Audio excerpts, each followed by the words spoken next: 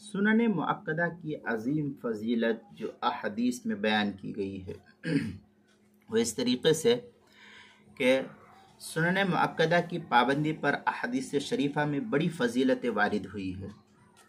ایک حدیث میں ہے کہ جو شخص دن اور رات میں فرائض کے علاوہ 12 رکعت سنن پڑھے گا اس کے لیے جنت میں ایک محل تعمیر کیا جائے گا۔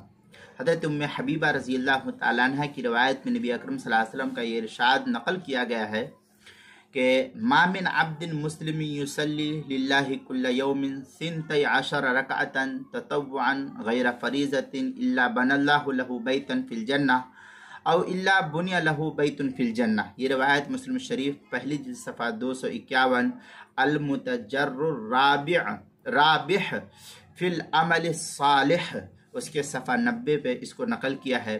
یعنی جو بھی مسلمان اللہ تعالیٰ کی رضا کے لیے ہر دن 12 رکعت نفل یا سنت فرض کے علاوہ پڑھے تو اللہ تعالیٰ اس کے لیے جنت میں گھر تعمیر فرمائیں گے، اور ایک روایت میں ہے کہ اس کے لیے جنت میں گھر بنایا جائے گا۔